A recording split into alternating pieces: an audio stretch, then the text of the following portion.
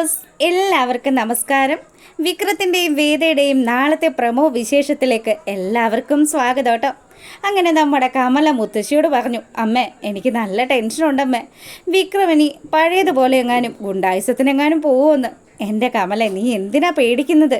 ദേ, അവനെ നന്നാക്കി എടുക്കാൻ വേണ്ടിയിട്ട് വേദമുള കൊണ്ട് പറ്റും. അപ്പം ഇത് കേൾക്കുമ്പോൾ നമ്മുടെ സുധാകരൻ മാഷിന് അതങ്ങ് തീരെ ഇഷ്ടപ്പെട്ടില്ല കേട്ടോ. വേദ അമ്മയോട് എത്ര പ്രാവശ്യം പറഞ്ഞിരിക്കുന്നു, അമ്മേ കാര്യങ്ങളൊന്നും മനസ്സിലാക്കാതെ അമ്മ ഇനിയും വേദ ഇങ്ങനെ സപ്പോർട്ട് ചെയ്ത് സംസാരിക്കരുത്. എടാ മോനെ, അവർ ഭാര്യയും ഭർത്താവുമായിട്ട് ജീവിക്കാൻ വേണ്ടിയിട്ടാണല്ലോ നമ്മൾ ഇന്നിങ്ങനെ ഈ ചടങ്ങുകളൊക്കെ നടത്തിയത്.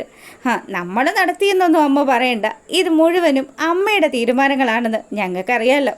എന്തായാലും എൻ്റെ തീരുമാനമാണെങ്കിൽ എൻ്റെ തീരുമാനം. ദേ, അവൻ എൻ്റെ വിക്രം ഏറ്റവും നല്ലൊരു കുട്ടിയായിരുന്നു. ശരിക്കും പറഞ്ഞാൽ നിൻ്റെ മറ്റു രണ്ട് മക്കളെക്കാട്ടിലും ഏറ്റവും നല്ലവൻ, പഠിക്കാനും മിടുക്കനായിരുന്നു. പിന്നെ അവൻ്റെ ജീവിതം ഇങ്ങനെയൊക്കെ മാറിപ്പോയിട്ടുണ്ടെങ്കിൽ അതിൻ്റെ പിന്നിൽ നീ ഒരു കാരണക്കാരനാണ് സുധാകര. ഇത് കേട്ടത് മാഷിനങ്ങ് ദേഷ്യം വന്നു. മാഷ് പറയുന്നുണ്ട്, അമ്മേ ഇനി ഞാൻ അധികം ഒന്നും സംസാരിക്കുന്നില്ല. അമ്മയുടെ ഇഷ്ടത്തിനനുസരിച്ച് ഞാൻ കാര്യങ്ങളൊക്കെ വിട്ടു തന്നത് എന്താണെന്ന് അറിയോ? അമ്മയോട് ഇതുവരെ ഞാൻ മകത്ത് ഒരക്ഷരവും പറയാത്തത് കൊണ്ട് തന്നെയാണ്. അങ്ങനെ മാഷ് അവിടുന്ന് പോകാൻ തുടങ്ങുമ്പം കമല പറഞ്ഞു, എന്തിനാ മാഷേ വെറുതെ എന്തിനാ അമ്മയോട് ദേഷ്യപ്പെടുന്നത്? അല്ല, ഞാൻ ഇതിന് മുഴുവനും കൂട്ടു നിന്നത് വിക്രവും വേദയും ഒന്നിച്ച് ജീവിക്കുന്നത് കാണാനുള്ള കൊതി കൊണ്ടൊന്നും അല്ല. പിന്നെ എൻ്റെ അമ്മയെക്കുറിച്ച് ഓർത്ത് മാത്രം. വയസ്സായ സ്ത്രീയല്ലേ, അപ്പോൾ കുറച്ചെങ്കിലും സമാധാനമായിട്ട് ഇരിക്കുകയാണെങ്കിൽ അങ്ങ് ഇരുന്നോട്ടെ എന്ന് വിചാരിച്ചു. അപ്പോഴും കമല പറയുന്നുണ്ട്, മാഷിന് ഇപ്പോഴും വേദയെ നന്നായിട്ട് അറിയില്ല.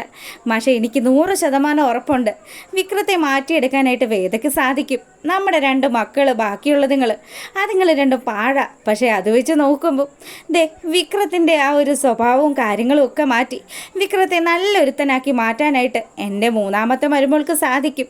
ആ ഒരു വിശ്വാസം എനിക്കുണ്ട് മാഷെ. കമലയും അതുപോലെ അമ്മയും ഒക്കെ ഒരേ ചിന്താഗതിക്കാരാണ്. നിങ്ങൾ രണ്ടുപേരും ഞാൻ പറയുന്നതൊന്നും അനുസരിക്കില്ലല്ലോ. ഇനി എന്താ വരുന്നതെന്ന് വെച്ചാൽ വരട്ടെ, നശിച്ചു പോട്ടെ എന്നുള്ള രീതിയിൽ അങ്ങേര് അവിടെ നിന്ന് എഴുന്നേറ്റ് പോവുക. അപ്പോൾ മുത്തശ്ശി പറഞ്ഞു, എന്തിനാ സുധാകരൻ ഇങ്ങനെയൊക്കെ പെരുമാറുന്നത്? എന്ത് പറയാനാ അമ്മേ, ഒന്നും പറഞ്ഞിട്ട് കാര്യമില്ല. മാഷിൻ്റെ സ്വഭാവം എന്നെക്കാട്ടിലും നന്നായിട്ട് അമ്മയ്ക്കല്ലേ അറിയാവുന്നത്. അതെ അതെ, ഇനിയിപ്പോൾ പറഞ്ഞിട്ട് കാര്യമൊന്നുമില്ല. കുട്ടികൾ സന്തോഷമായിട്ട് ജീവിക്കട്ടെ.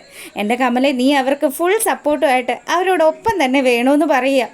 അങ്ങനെ ഈ ഒരു സമയമാണെങ്കിലോ നമ്മളെ കാണിക്കുന്നത് നമ്മുടെ വിക്രത്തിനെയും വേദയോ. അപ്പോൾ വേദയാണെങ്കിൽ ഉറക്കം ഉളച്ചൊക്കെ ഇരിക്കുക. അല്ല, നീ ഇന്നലെ ഉറങ്ങില്ലേ വേദ? എങ്ങനെ ഉറങ്ങാനാ, ഒന്നും പറഞ്ഞിട്ട് ഒരു കാര്യമില്ല. നിങ്ങൾ അതുമാതിരി കൂർക്കം വലിയല്ലായിരുന്നോ വലിച്ചത്? അപ്പോൾ എനിക്ക് കൂർക്കം വലിയൊക്കെ ഉണ്ടെന്ന് പറഞ്ഞ് വരുത്തുകയാണല്ലേ നീ? അയ്യോ അല്ല, വിക്രമാദിത്യൻ ചേട്ടൻ വളരെ നന്നായിട്ട് കിടന്നങ്ങ് ഉറങ്ങി. പക്ഷെ ഞാനാണെങ്കിലോ നിങ്ങളുടെ ഈ കൂർക്കം വലി കേട്ടിട്ട് സഹിക്കാൻ പറ്റാണ്ട് എഴുന്നേറ്റ് കുത്തിയിരിക്കുമായിരുന്നു. എനിക്കാണെങ്കിൽ വിശന്നിട്ട് വയ്യ. അതായിരിക്കുമല്ലേ പല്ല് പോലും തേക്കാതെ ആപ്പിൾ ഇരുന്ന് കടിച്ചുകൊണ്ടിരിക്കുന്നത്. അതിനെന്താ, ഒരു ആപ്പിൾ തിന്നാനൊക്കെ പല്ല് തേക്കണമെന്ന് നിങ്ങളോടാരാ പറഞ്ഞത്? അത് കൊള്ളാം. എന്തായാലും നിന്നെ ഞാൻ നാമിച്ചിരിക്കുന്നു. അല്ല, അച്ഛമ്മയും അതുപോലെ അച്ഛനും അമ്മയും ഒക്കെ തയ്യാറായിട്ടിരിക്കുക നിങ്ങൾ ആ താഴത്തോട്ട് ഇറങ്ങി ചെല്ലുന്നത് കാണാനായിട്ട്. അയ്യോ, എന്നാൽ ഇനിയിപ്പോൾ പണി വാളുമല്ലോ. അല്ല, ഞാനൊരു കാര്യം പറയട്ടെ വേദ. എന്താണ് വിക്രുവിന് എന്നോട് പ്രത്യേകമായിട്ട് പറയാനുള്ളതെന്ന് വേദ അവൻ്റെ അടുത്ത് ചോദിക്കുക. ഇത് കേട്ടതും വിക്രു പറഞ്ഞു, അതെ, ഇനിയിപ്പം അച്ഛമ്മ ഇത്രയും കഷ്ടപ്പെട്ടു, അച്ഛനും അമ്മയും ഒക്കെ ഇത്രയും കഷ്ടപ്പെട്ട് നമ്മളെ വീണ്ടും ഒന്നിപ്പിച്ചിരിക്കുന്ന സാഹചര്യത്തിൽ നമ്മളായിട്ട് ഇനി അതിനൊരു മാറ്റം വരുത്തണോ? അയ്യടാ, നീ എന്താ ഉദ്ദേശിക്കുന്നത്? എനിക്കൊന്നും മനസ്സിലാവുന്നില്ലല്ലോ എന്ന് വിക്രത്തോട് വേദ ചോദിക്കുക.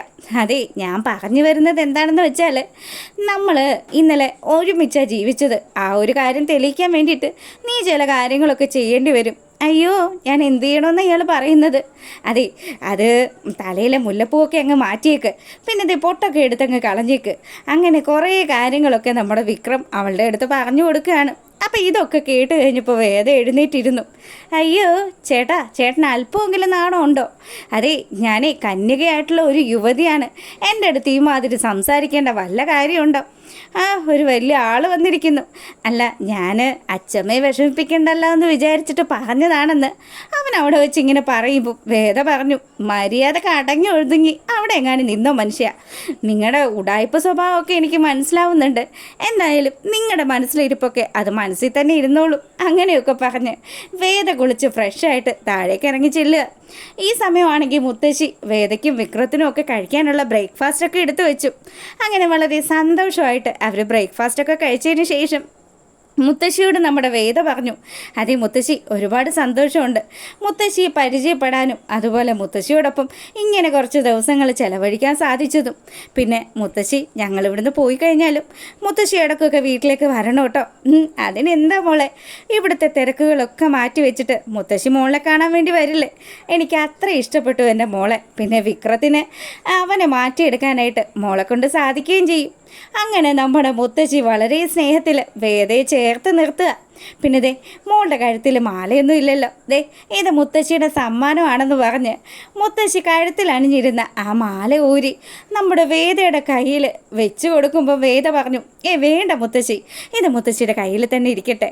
അല്ല, അങ്ങനെ പറഞ്ഞാൽ പറ്റില്ല മോളെ, ഇതെൻ്റെ വിക്രത്തിൻ്റെ പെണ്ണിന് വേണ്ടി ഞാൻ കരുതി വെച്ചിരിക്കുന്നതാണെന്ന് പറഞ്ഞ് വേദയുടെ കഴുത്തിൽ ആ മാല മുത്തശ്ശി അണിയിച്ചു കൊടുക്കുക. ഇതൊക്കെ വണ്ടിയിലിരുന്ന് കാണുകയാണ് നമ്മുടെ നന്ദിനിക്കാണെങ്കിലോ വേദയോട് മൂത്ത കുശുമ്പാണല്ലോ. അതുകൊണ്ട് തന്നെ ഇത് കണ്ടിട്ട് അവൾക്ക് ദഹിക്കാണ്ടിരിക്കുക. കണ്ടില്ലേ, തള്ള 3-4 പവൻ കാണും. ആ മാല അവളുടെ കഴുത്തിൽ അണിഞ്ഞു കൊടുത്തിരിക്കുക. ഇനിയിപ്പോൾ എന്തൊക്കെ സംഭവിക്കും? മുത്തശ്ശി കരുതി വെച്ചിരിക്കുന്നത് മുഴുവനും വിക്രവും വേദയും കൂടി അടിച്ചുകൊണ്ട് പോവുമല്ലോ. അവരാണെങ്കിൽ ഇപ്പോൾ ഫസ്റ്റ് നൈറ്റും ഒക്കെ ആഘോഷിച്ചു. നമ്മുടെ ഒരു പ്ലാന് നടന്നില്ലല്ലോ. അതെങ്ങനെ, എൻ്റെ ഭർത്താവെന്ന് പറയുന്നവൻ ഒരു കിഴങ്ങനായി പോയല്ലോ എന്നൊക്കെ പറഞ്ഞു പാവം ആ വിനായകനെ കുറ്റമൊക്കെ പറഞ്ഞുകൊണ്ടിരിക്കുക. അപ്പോഴും മുത്തശ്ശി നമ്മുടെ വേദയ്ക്ക് ഉമ്മയൊക്കെ കൊടുത്ത് മുത്തശ്ശി പറഞ്ഞു, മോളെ ഇനിയും ഇങ്ങോട്ട് വരണം കേട്ടോ, നിങ്ങൾ 2 പേരും കൂടി ഇങ്ങോട്ടേക്ക് വരണം. വരാലോ മുത്തശ്ശി. അപ്പോഴും നന്ദിനി പറയുന്നുണ്ട്, ശ്രീജേട്ടത്തി ദേ അങ്ങോട്ട് നോക്ക്, അത് കണ്ടില്ലേ, എന്ത് സ്നേഹം മുത്തശ്ശിക്ക്. നമ്മളും ഒക്കെ വിവാഹം കഴിഞ്ഞ് മുത്തശ്ശിയുടെ അടുത്ത് വന്നതല്ലേ, എന്നിട്ട് മുത്തശ്ശി നമുക്ക് എന്തെങ്കിലും സമ്മാനം തന്നോ? വേദയുടെ കഴുത്തിൽ കിടക്കുന്ന മാലയുണ്ടല്ലോ, അത് മുത്തശ്ശിയുടെ കഴുത്തിൽ കിടന്ന മാല അത് വേദയ്ക്ക് ഊരി കൊടുത്തതാ. അത്രയും വലിയൊരു സമ്മാനമൊക്കെ കൊടുക്കുമ്പോൾ മുത്തശ്ശിക്ക് വലിയ കാര്യമായിട്ട് അവൾ അങ്ങ് പിടിച്ച ലക്ഷണമുണ്ട്. അതെങ്ങനെയാ അവൾക്ക് എല്ലാവരും മയക്കാനുള്ള ഒരു തന്ത്രം അറിയാമല്ലോ എന്നൊക്കെ ഈ ശ്രീജയെ പറഞ്ഞ് ഇളക്കാൻ നോക്കുകയാണ് നമ്മുടെ നന്ദിനി. അപ്പോൾ ഇതൊക്കെയാണ് നാളത്തെ വിശേഷം. അപ്പോൾ ഓക്കെ, താങ്ക് യു.